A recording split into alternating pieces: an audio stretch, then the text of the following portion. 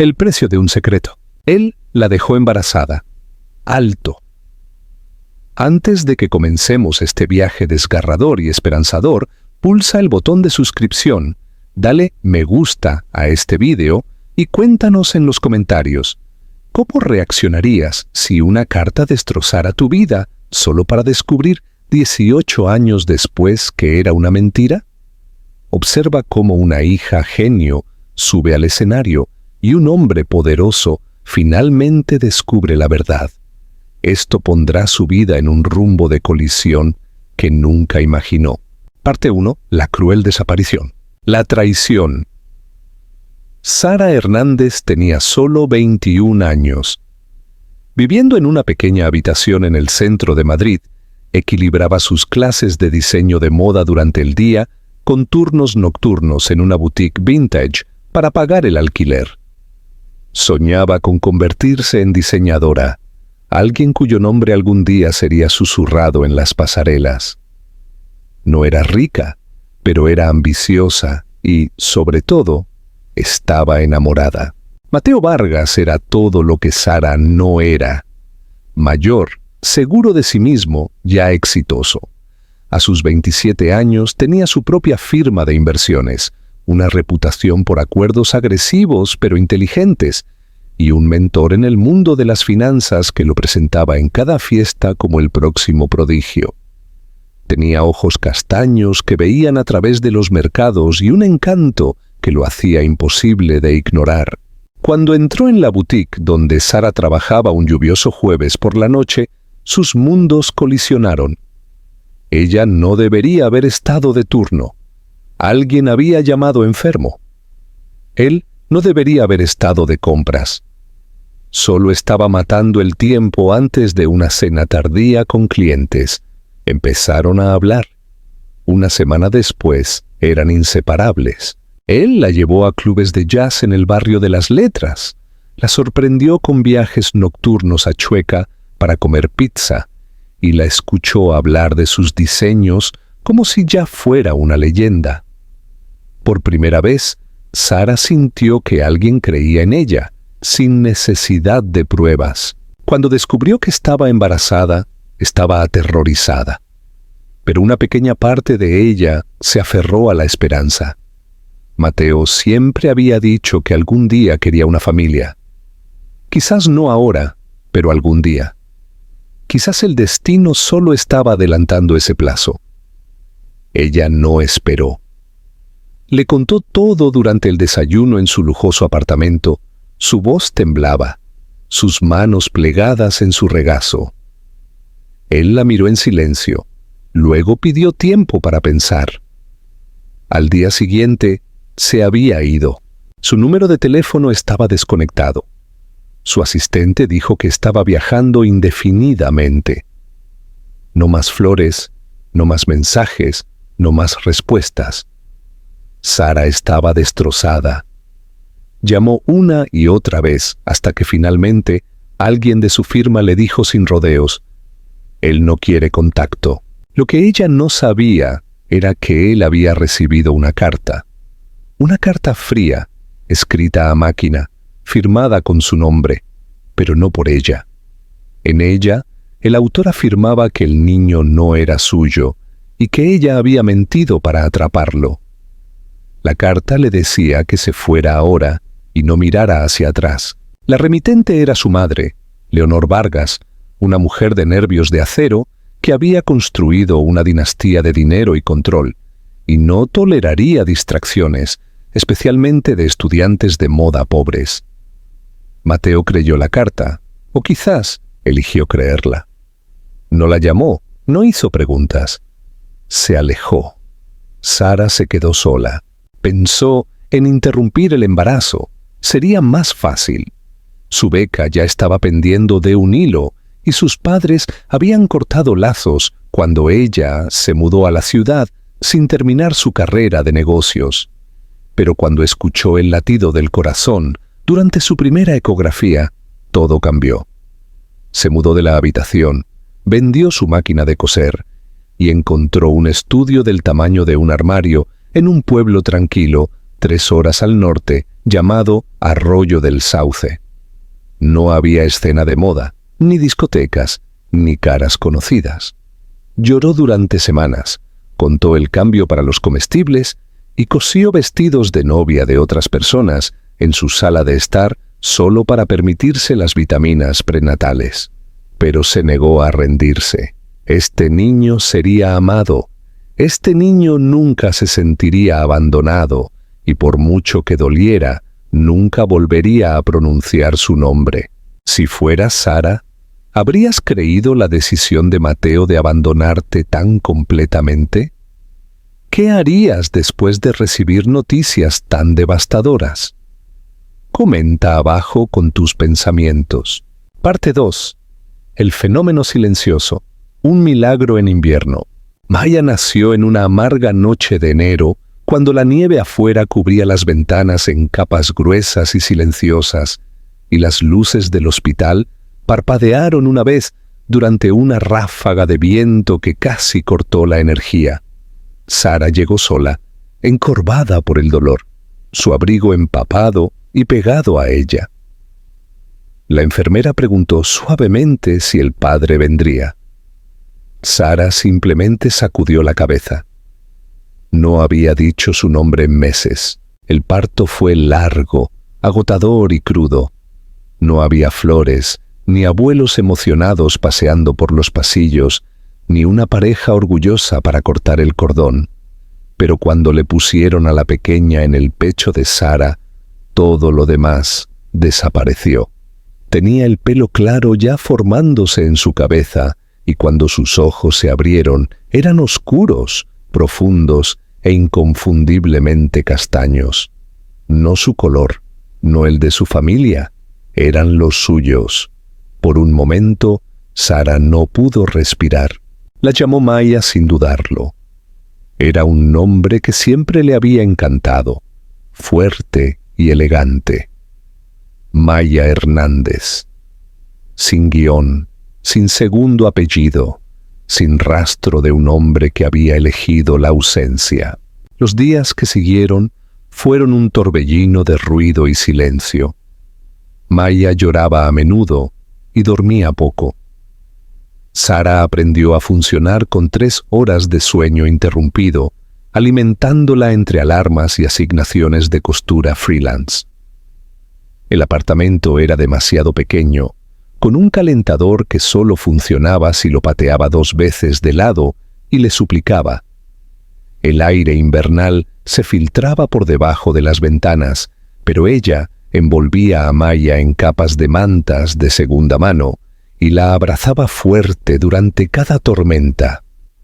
A veces le susurraba historias de un futuro hermoso donde vivían junto al mar y tenían estanterías hasta el techo.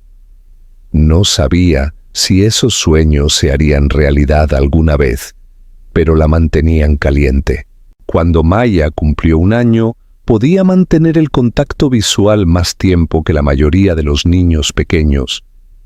A los 2, estaba armando rompecabezas más rápido de lo que el personal de la guardería había visto jamás. Sara registraba cada hito en un cuaderno de cuero desgastado junto con bocetos de diseños de ropa que nunca tuvo tiempo de hacer.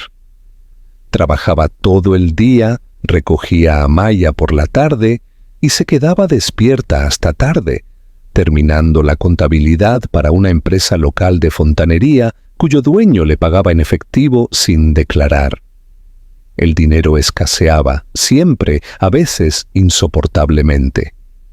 Hubo días en que Sara se quedaba sin comer para que Maya no tuviera que hacerlo. Recortaba cupones, compraba de segunda mano y aprendió a estirar una bolsa de comestibles para toda una semana. Pero de alguna manera, cada vez que veía a Maya reír o leer en voz alta uno de sus libros de cuentos, sentía que la vida todavía le ofrecía algo sagrado. Su hija era feliz, curiosa, intrépida, y eso era todo un fenómeno silencioso. El pueblo de Arroyo del Sauce era pequeño y tranquilo, pero la biblioteca local se convirtió en su segundo hogar. La bibliotecaria, la señora García, notó temprano lo rápido que Maya devoraba los libros de cuentos y la introdujo suavemente a libros de ciencia para niños mayores.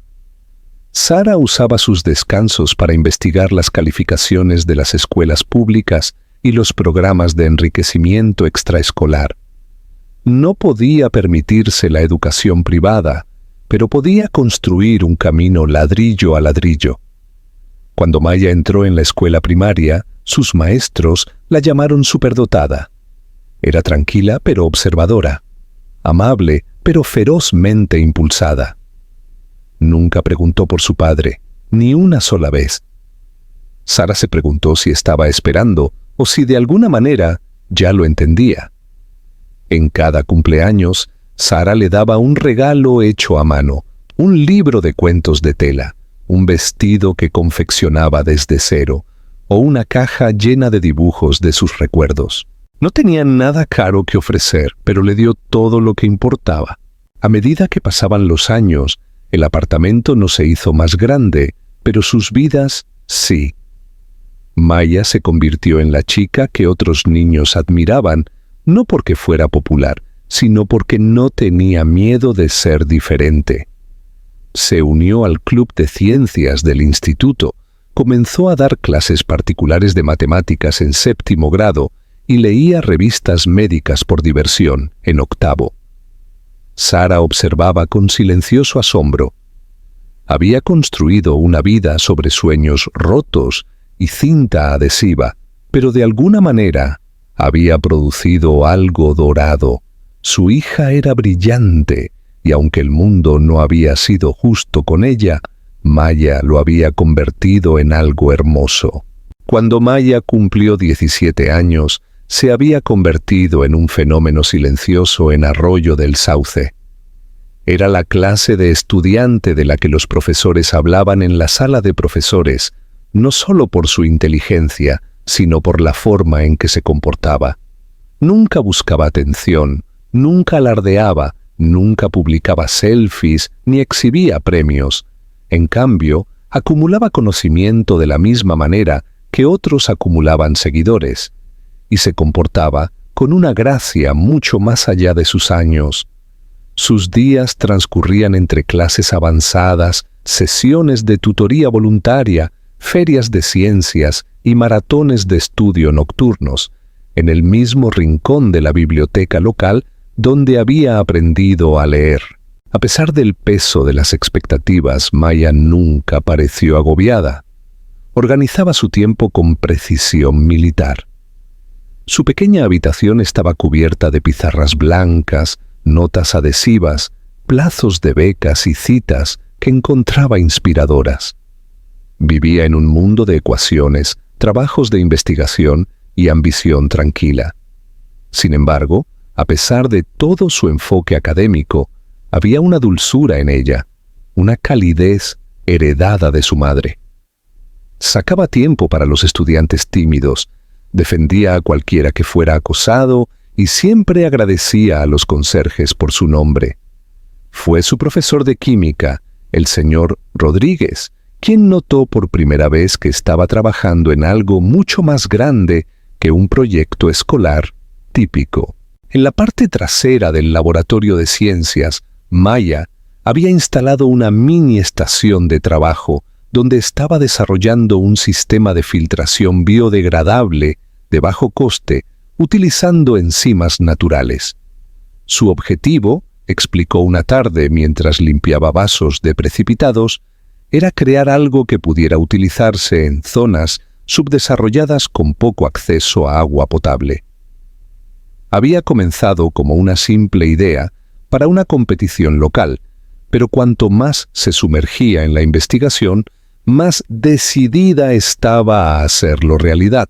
El señor Rodríguez, asombrado por la profundidad de su investigación, presentó su proyecto a una muestra de innovación a nivel estatal sin decírselo. Cuando ganó el primer puesto, representantes de fundaciones nacionales de ciencia tomaron nota. Una de ellas, una mujer llamada Carla Pérez, que trabajaba con una red de inversores filantrópicos, se presentó a Maya después de la ceremonia y le preguntó si alguna vez había considerado postularse para la Cumbre Nacional de Innovación Juvenil en Madrid. Era un evento anual, solo por invitación, al que asistían scouts universitarios, inversores y capitalistas de riesgo que buscaban respaldar talentos prometedores antes incluso de que ingresaran a la universidad. Maya nunca había oído hablar de ello. Sonrió cortésmente y dijo: «Gracias», pero en el momento en que llegó a casa, pasó horas investigando. Sabía que el costo del viaje solo sería imposible de cubrir para su madre, pero Sara no dudó. Esa misma noche, aceptó otro cliente de contabilidad nocturno y solicitó subvenciones de viaje locales. En 3 semanas, todo estaba arreglado. El viaje a Madrid fue la primera vez que Maya salió de la provincia. Empacó sus pocas pertenencias en una maleta de segunda mano y llevó los componentes de su proyecto en una caja reforzada con cinta adhesiva. Sara no pudo permitirse ir con ella, así que la abrazó fuerte en la estación de autobuses.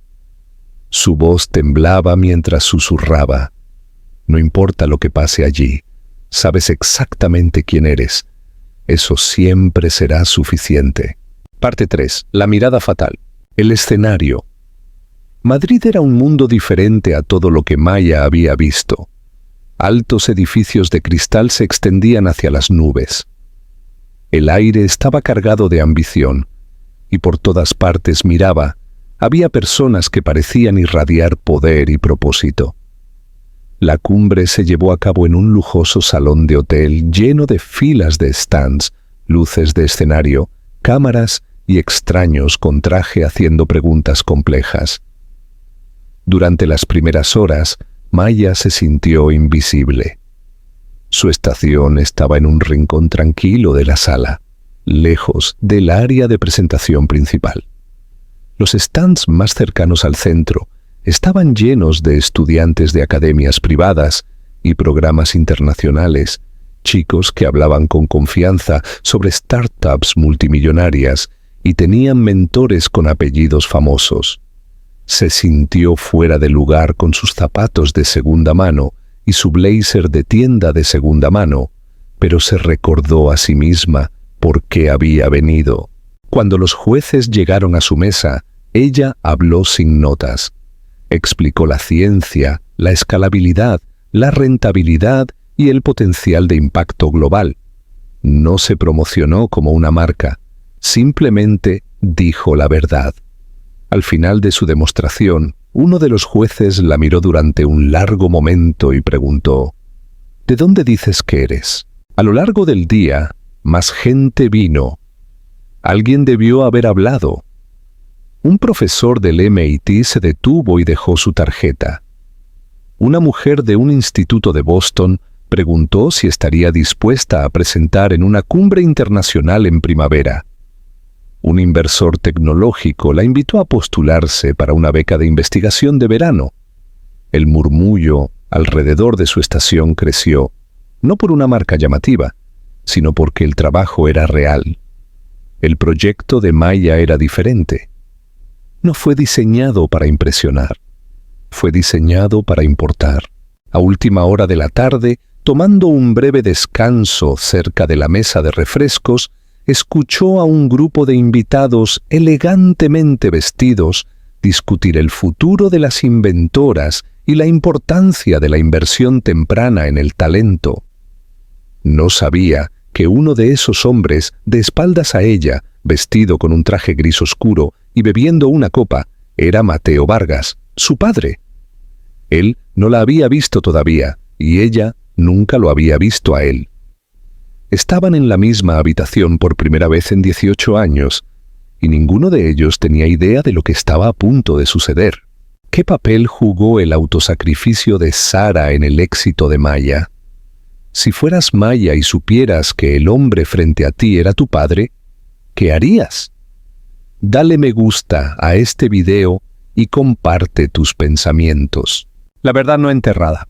Mateo Vargas no solía asistir a encuentros de innovación juvenil. Su agenda estaba repleta de salas de juntas corporativas, negociaciones internacionales e inversiones tecnológicas de alto riesgo. Pero este evento en particular había llamado su atención después de que uno de sus socios, Junior, mencionara una creciente lista de estudiantes inusualmente talentosos que presentaban soluciones del mundo real. Vargas Tech Ventures había lanzado recientemente una rama filantrópica centrada en inversiones en educación en etapa temprana. Y aunque Mateo rara vez manejaba la divulgación él mismo, algo en este viaje a Madrid lo había impulsado a ir en persona. Se dijo a sí mismo que era por visibilidad estratégica, algunas fotos de relaciones públicas, quizás 1 o 2 nombres prometedores a seguir. Lo que no esperaba era que el día tomara el giro más abrupto de su vida. El salón estaba abarrotado, bullicioso con energía juvenil, ambición brillante y el murmullo bajo de las redes. Estrechó manos, asintió durante las presentaciones y declinó cortésmente las entrevistas. No estaba de humor para charlas triviales. Algo en la sala se sentía pesado. Quizás era fatiga, o quizás era la sensación que a veces tenía en los momentos de tranquilidad entre reuniones, de que algo faltaba y había faltado durante mucho tiempo. Estaba a mitad de una conversación con un consultor universitario de alto nivel cuando notó una pequeña reunión que se formaba en una de las esquinas traseras de la sala de exposiciones. Podría haberla ignorado. Usualmente lo hacía, pero una cualidad familiar en las voces atrajo su atención. No familiar porque las reconociera, sino por su tono. Era tranquilo, preciso, con propósito. Alguien estaba explicando un mecanismo científico de una manera que incluso un no científico podía entender. Sus ojos se desviaron y fue entonces cuando la vio. La chica estaba de pie junto a una pantalla hecha a mano.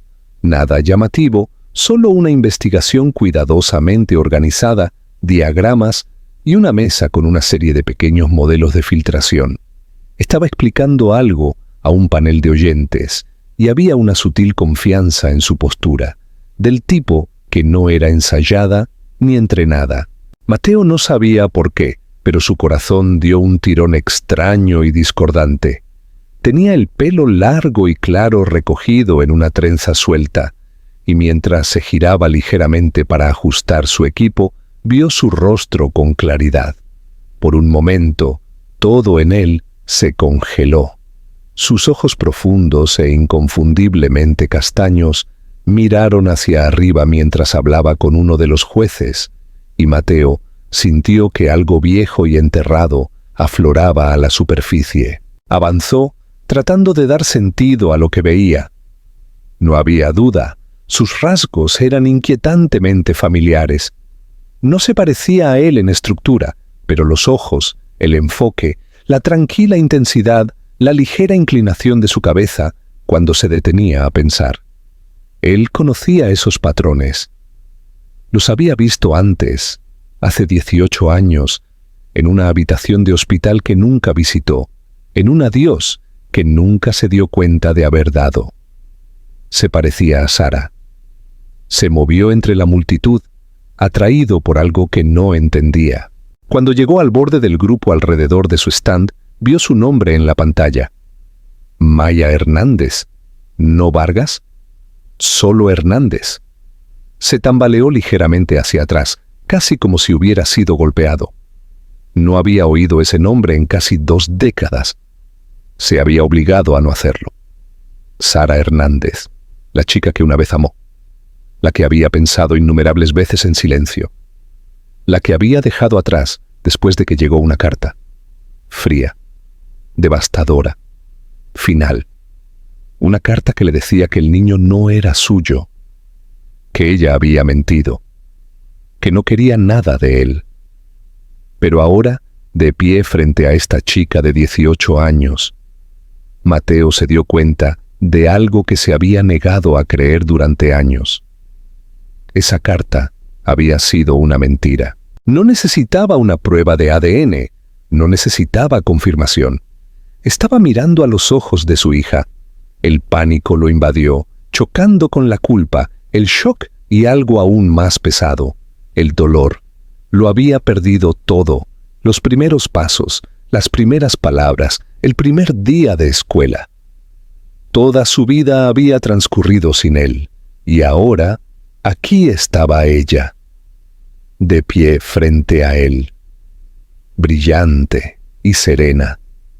Y ella ni siquiera sabía que él existía. A medida que la multitud comenzaba a dispersarse, ella se movió hacia la mesa de refrescos, pasando junto a él sin siquiera una mirada. ¿Por qué miraría? Era un extraño. Y entonces la vio. Sara. Estaba de pie al otro lado de la sala, medio escondida detrás de una de las grandes banderas, observando a Maya como una centinela orgullosa. Su cabello era más corto ahora, metido detrás de una oreja, y su postura era más recta. Pero era ella, la misma Sara de la que se había enamorado, excepto que sus ojos ahora tenían una profundidad y un cansancio que él nunca había visto antes. Sus miradas se encontraron. Duró solo un segundo. Pero en ese segundo, el tiempo colapsó. Todos los años en que la había apartado de su mente. Todo el dolor que creía haber enterrado. Todas las decisiones que había defendido. Todo volvió con una fuerza que casi le quitó el aire de los pulmones. Ella no dijo nada, no lloró, no gritó ni corrió. Simplemente lo miró, como desafiándolo a moverse, desafiándolo a hablar. Su expresión no era odio, no, pero era envejecida, cansada y agotada. Él dio un paso hacia ella, pero ella se alejó. No dramáticamente, no con ira, solo con la tranquila determinación de alguien que había pasado demasiado tiempo esperando algo que nunca llegó. Mateo se quedó allí, rodeado de éxito, de dinero, de todo lo que siempre había creído que quería. Y todo lo que podía pensar era que había perdido a las dos personas que podrían haberle dado significado. Su hija estaba aquí, viva, extraordinaria, y él era un fantasma en su mundo. Por primera vez en 18 años, Mateo Vargas sintió todo el peso de lo que había huido, y por primera vez no sabía si tenía derecho a volver a entrar. ¿Qué crees que hizo que Mateo creyera la carta de su madre sin dudar? Si fuera Sara, ¿cómo habrías reaccionado al ver a Mateo en la cumbre? Cuéntanos tu opinión en los comentarios. Parte 5. La confesión y la fisura. Mateo abandonó la gala esa noche en un estado de entumecida incredulidad. No se quedó para las conferencias principales ni la recepción de clausura. No habló con nadie al salir, ignorando a los inversores y periodistas que intentaban estrecharle la mano o pasarle tarjetas. Apenas recordaba haber caminado por el atrio del hotel o haber subido al coche negro que esperaba afuera. Pasó la noche en su lujoso penthouse, sin dormir, sin trabajar, simplemente sentado en silencio, con un vaso de whisky intacto en la mano. Los pensamientos llegaban en oleadas, imágenes de Sara de hacía años, el sonido de su risa, el día en que le había dicho que estaba embarazada. Luego la carta, el papel que aún recordaba sostener en su mano como una sentencia de muerte. Cada palabra diseñada para matar el futuro que ni siquiera se había dado cuenta de que quería. En ese momento le había parecido racional irse. Lógico, acababa de hacerse un nombre. No creía estar listo para un hijo, y mucho menos para un escándalo. Pero ahora, 18 años después, entendía que la lógica había sido una máscara. El miedo había tomado la decisión y las mentiras de otra persona la habían sellado. A la mañana siguiente, Mateo hizo algo que no había hecho en años. Regresó a la fuente del dolor. Abrió el cajón cerrado con llave de su oficina, donde guardaba documentos antiguos, archivos que nunca tocaba, pedazos de la vida que había enterrado. La carta todavía estaba allí, doblada y amarillenta por el tiempo. La leyó de nuevo. El tono, la redacción. No sonaba a Sara. Era fría, inemocional, sin matices. Algo andaba mal. Al final, la firma estaba escrita a máquina, no a mano. Su estómago se revolvió. Llamó a su antigua asistente, una mujer llamada Angélica, que había trabajado estrechamente con su madre durante ese tiempo. Cuando ella contestó, él no perdió el tiempo en formalidades. Angélica, dijo, su voz tranquila pero firme. ¿Mi madre escribió la carta de Sara hace tantos años? Hubo una larga pausa al otro lado, luego un suspiro. Esperé 18 años para que me preguntaras eso. La verdad se derramó. Leonor Vargas, elegante y calculadora, había interceptado la verdadera carta que Sara había escrito. Una llena de miedo, esperanza y honestidad, y la había reemplazado por un mensaje falsificado destinado a cortar todos los lazos. Había visto la relación como una amenaza para el futuro de Mateo, un inconveniente que él no podía permitirse. Angélica lo había sabido, pero se había mantenido en silencio por temor a represalias. Ahora, después de casi 2 décadas, la verdad finalmente salió a la luz. Mateo colgó y sintió que sus rodillas se debilitaban. Era demasiado tarde para deshacer los años, demasiado tarde para volver por los primeros pasos o los cumpleaños o las nanas, pero quizás no demasiado tarde para intentarlo. No para arreglarlo, porque algunas cosas no podían arreglarse, sino para mostrarles a ambas que no se había alejado a sabiendas, que se había equivocado, pero no había sido indiferente. Intentó contactar a Sara, pero ella no respondió.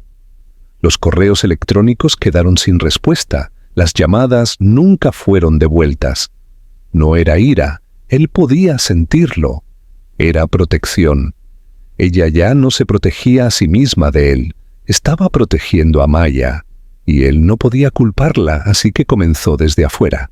Él financió anónimamente el resto de la beca de Maya a través de un acuerdo de donante silencioso. Contactó a los organizadores de la cumbre y solicitó que su proyecto apareciera en su boletín global. A través de un antiguo profesor del MIT, le aseguró una invitación a un programa de investigación para graduados de secundaria. Cada movimiento que hizo fue estratégico, pero invisible, sin firma, sin anuncio.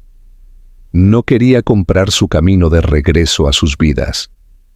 Solo quería asegurarse de que las puertas que ella merecía estuvieran abiertas. Por la noche, investigaba su trabajo obsesivamente. Leía cada línea de sus artículos publicados, estudiaba su proceso de pensamiento y se quedaba asombrado por su visión. Maya no solo era inteligente, era revolucionaria. Pensaba como una ingeniera, hablaba como una humanitaria y se comportaba como alguien a quien nunca le habían dicho que no podía hacer algo. Era obra de Sara, todo ello. Ella había creado a esta niña sin ayuda, sin apoyo, sin una red de seguridad. Y sin embargo, Maya se había convertido en alguien en quien el mundo ahora se afanaba por invertir. Lo más difícil fue mantenerse alejado. Quería llamarla, presentarse, explicarlo todo. Pero ¿cómo podría hacerlo? ¿Qué diría? Soy tu padre. Desaparecí porque alguien me mintió y no me molesté en verificar la verdad. No fue suficiente. Las excusas eran fáciles. 18 años de silencio no lo eran. Así que esperó. Continuó ayudando donde pudo, siempre de forma anónima, siempre con cuidado. Arregló que se reuniera con mentores. Programó almuerzos con mujeres en ciencia y tecnología que podían inspirarla. E incluso presionó para que su trabajo fuera presentado a un comité de premios globales de ciencia para jóvenes. Cada vez que escuchaba su nombre mencionado en un artículo o un podcast, sentía un agudo punzazo de orgullo y dolor. Pasaron semanas antes de que Sara finalmente respondiera. Era una sola línea en un correo electrónico. Sé que fue tu dinero, sé que lo sabes, no la contactes. Él se quedó mirando el mensaje durante mucho tiempo. No era cruel, era claro, era un límite. Y sin embargo, esa misma semana, Maya le envió una solicitud de LinkedIn. Él no sabía cómo lo había encontrado, o qué sabía ella, o si la solicitud fue accidental. Pero estaba allí, mirándolo. Él aceptó. Sus manos temblaban. Era la puerta más pequeña. Una grieta. Pero para Mateo, se sintió como aire después de ahogarse. Por primera vez desde esa noche en Madrid, se permitió esperar. Quizás el camino a seguir no estaba cerrado. Quizás la redención no comenzaba con grandes gestos, sino con presencia, paciencia y verdad. ¿Crees que Sara debería haberle contado a Maya sobre su padre antes? ¿Qué muestra la decisión de Maya de contactar a Mateo sobre su carácter? Comenta con tus opiniones. Parte 6. El encuentro inevitable. Maya no esperaba nada inusual cuando envió la solicitud de conexión. Fue un acto tranquilo e impulsivo, impulsado más por la curiosidad que por la intención. Había visto su nombre mencionado en un artículo sobre donantes anónimos que apoyaban la innovación juvenil. Y, aunque no sabía exactamente cómo lo sabía, algo en la forma en que el artículo describía la participación del hombre le pareció personal. Recordó haberlo visto de pasada en la cumbre semanas antes, un hombre con un traje gris oscuro y ojos cansados, observando su stand desde el otro lado de la sala como si hubiera visto un fantasma. En ese momento no le había dado mucha importancia. Pero ahora, después de un extraño comentario de uno de los jueces y el repentino impulso que su proyecto había ganado en círculos mucho más allá de su alcance, comenzó a atar cabos. La sensación de que alguien la estaba cuidando ya no era solo intuición, era real. Y tenía un presentimiento de que era él. Cuando él aceptó la solicitud, ella no le envió un mensaje de inmediato. Se quedó mirando su perfil, desplazándose por el impresionante currículum, las credenciales universitarias, la lista de empresas que había construido desde cero. No había mención de familia, ni fotos, ni detalles personales. El hombre era todo negocios. Pero el silencio en su biografía le sonaba más fuerte ahora. Ella mantuvo su descubrimiento en secreto durante unos días. Su madre había estado más tensa de lo normal últimamente. Llegaba a casa del trabajo callada y distraída. Se demoraba más de lo necesario mirando fotos antiguas, doblando la ropa como si realmente no estuviera en la habitación. Maya no hizo preguntas. Sabía cuándo su madre cargaba con algo pesado. Siempre habían sido solo ellas dos. Y Sara nunca le había mentido. Pero esto era diferente. Esta era la primera vez que Maya sentía que se le estaba ocultando algo. El momento llegó inesperadamente. Era un sábado por la noche. La lluvia azotaba las ventanas, y Maya estaba en la cocina terminando una solicitud de beca, mientras Sara lavaba los platos a mano en el fregadero. Sin levantar la vista, Maya dijo en voz baja: «Creo que sé quién es mi padre». La mano de Sara se detuvo en el agua. No se movió durante 5 segundos completos. Luego, lentamente, cerró el grifo y se secó las manos con una toalla, aún de espaldas a su hija. «Dilo otra vez», susurró. Maya cerró su ordenador portátil. «Lo vi en la cumbre, no lo sabía entonces. Pero creo que él es quien me ha estado ayudando. La financiación anónima, las conexiones de investigación. Todo comenzó después de Madrid. Reconocí su nombre en un artículo de donantes y luego lo encontré en línea. Se llama Mateo Vargas, ¿verdad?» Sara se dio la vuelta, con el rostro pálido pero firme. Sus ojos buscaron los de Maya y luego algo en ella pareció desinflarse. «Sí, dijo.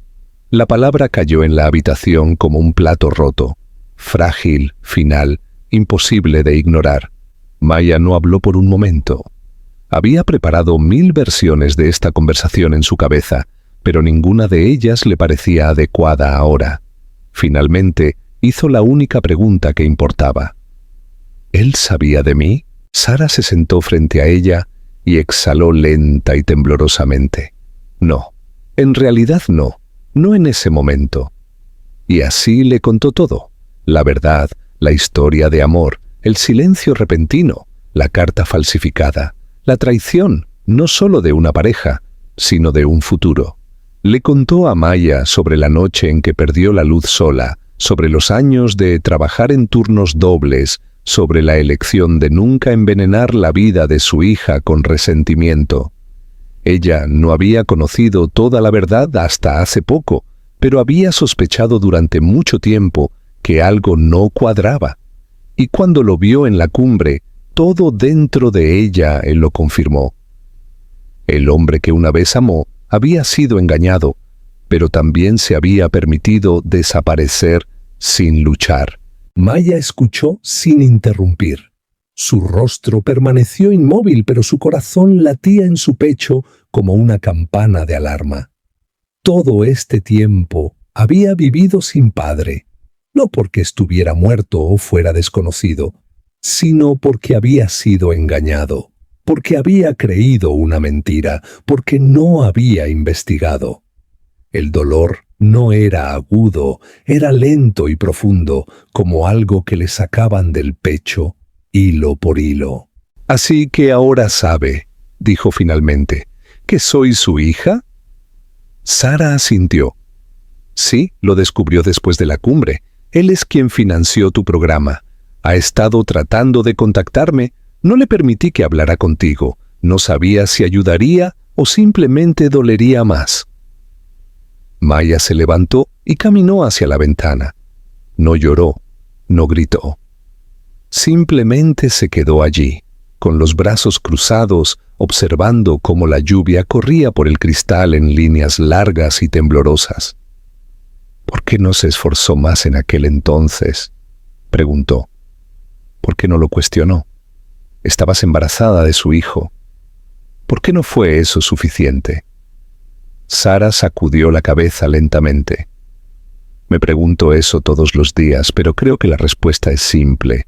Tenía miedo y quizás demasiado orgullo, y dejó que otra persona decidiera su vida por él».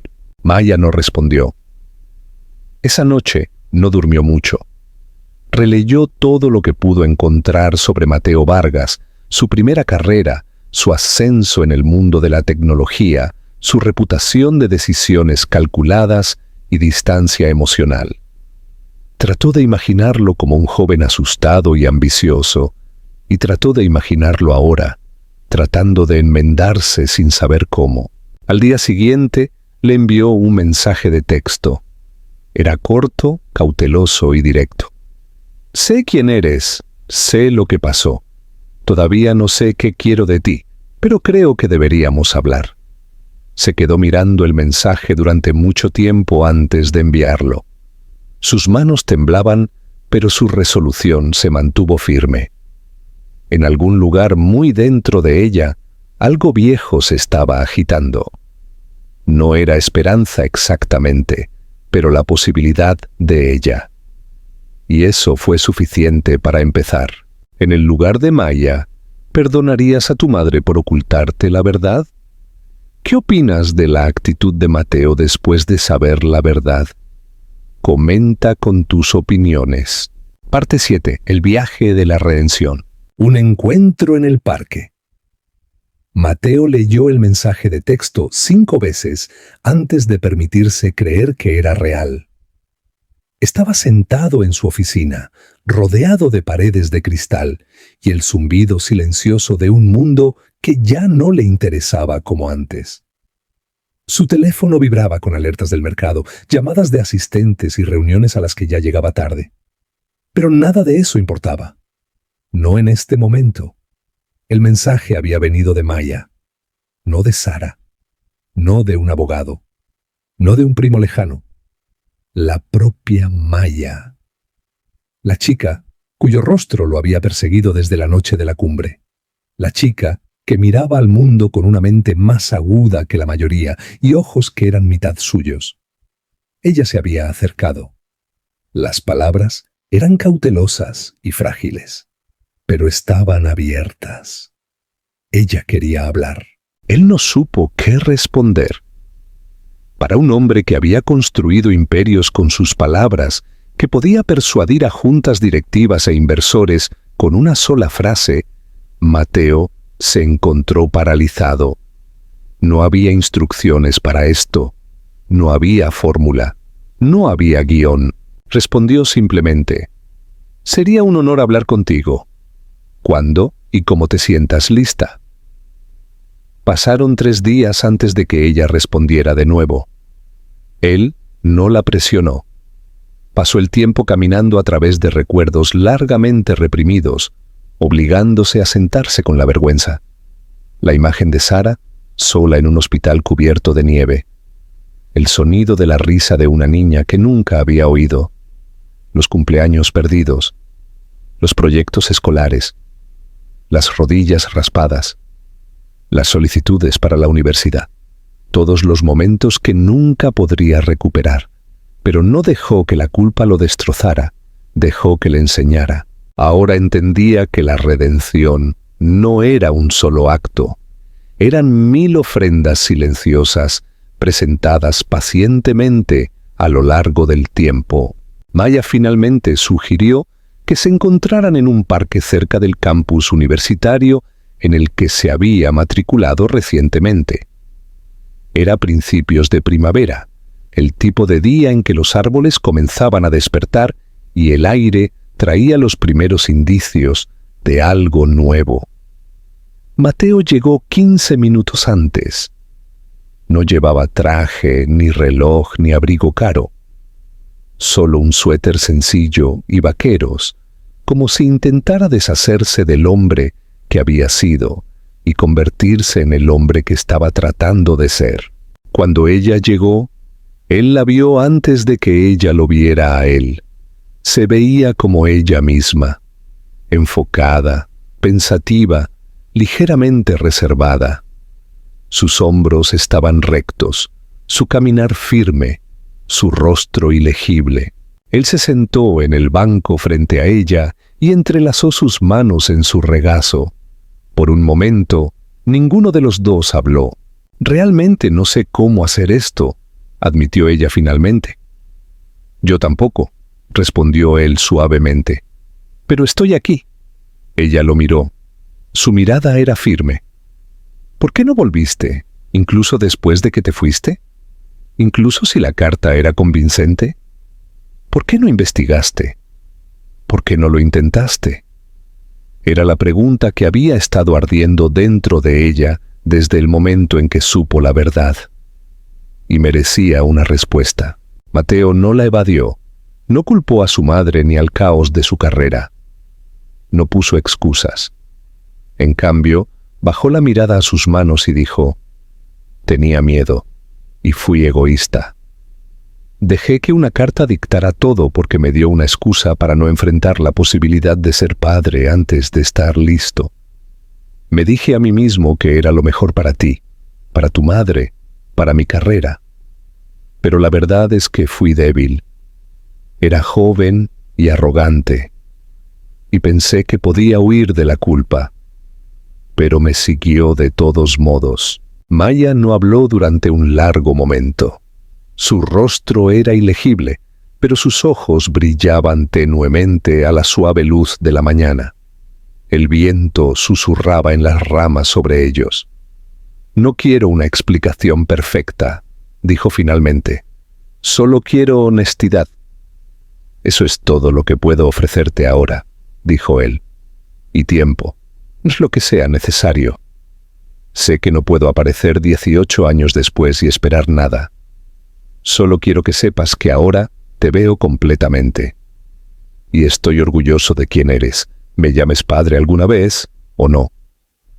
Ella apartó la mirada, parpadeando rápidamente. Por primera vez, Algo en ella se aflojó. No el perdón, todavía no. Pero algo más suave que el resentimiento. Un espacio donde la comprensión podía crecer. Hablaron durante más de una hora. Él hizo preguntas, no sobre la escuela o los logros, sino sobre ella. ¿Qué libros le encantaban? ¿Qué tipo de música escuchaba? ¿Qué la hacía reír? Y él le contó historias.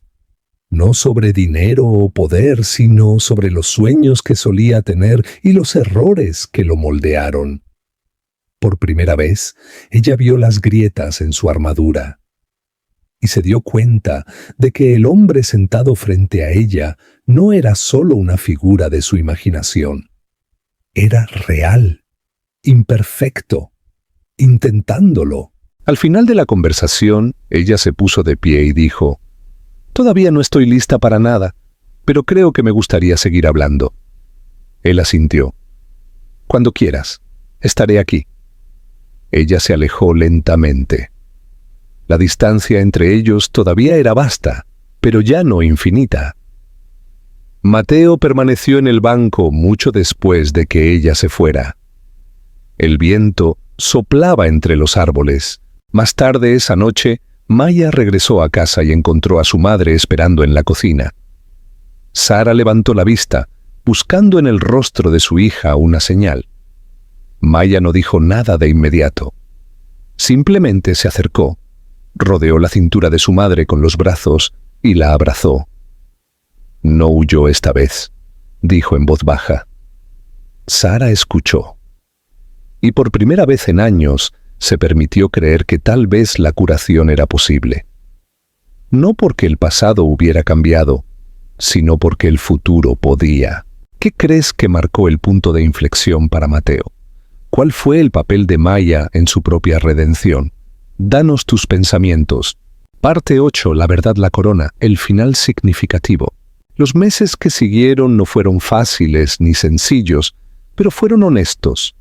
Maya y Mateo comenzaron a reunirse regularmente, a veces en lugares públicos, a veces en rincones tranquilos de la ciudad donde podían hablar sin el peso de las miradas o las expectativas.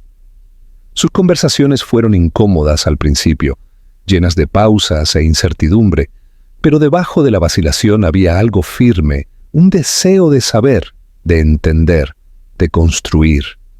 Mateo nunca la presionó. Nunca le pidió que lo llamara papá. No trajo regalos ni promesas, simplemente se presentó una y otra vez y escuchó. Lentamente, ladrillo a ladrillo, un puente comenzó a formarse. Él aprendió sobre su infancia, no solo los logros, sino los momentos tranquilos. Los días que ella y Sara pasaban cosiendo en un apartamento frío, las noches que leían libros juntas bajo una única lámpara parpadeante. Ella le contó sobre los maestros que habían creído en ella, los proyectos de ciencia que habían despertado su curiosidad y el hambre que había sentido, no solo de comida, que a veces escaseaba, sino de oportunidades, de seguridad, de espacio para soñar. Mateo se sentó con cada historia como una confesión, absorbiendo cada palabra, lamentando los recuerdos que se había perdido, pero honrándolos de todos modos. Sara permaneció cautelosa.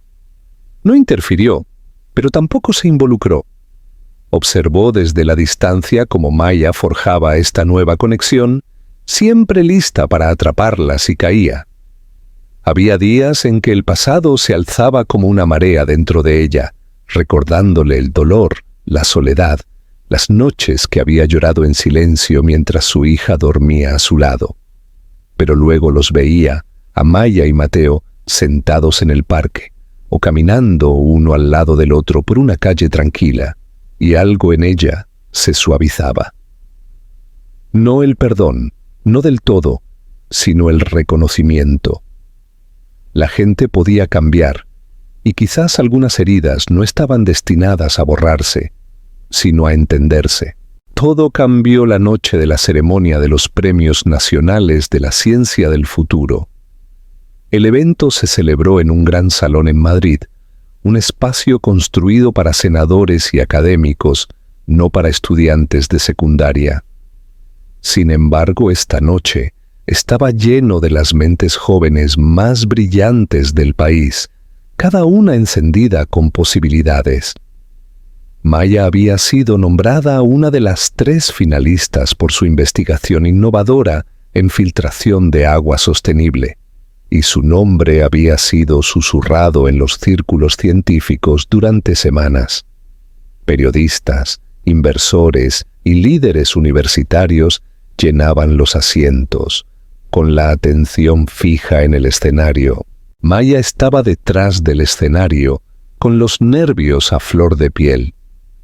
Llevaba un sencillo vestido color crema cosido por la propia Sara y un pequeño broche en forma de molécula en el cuello. Cuando anunciaron su nombre y la multitud se puso de pie aplaudiendo, caminó hacia la luz con una calma que nunca supo que poseía. Habló sin notas. Estoy aquí hoy no como alguien que surgió de circunstancias perfectas, comenzó, sino como alguien que surgió porque se le permitió.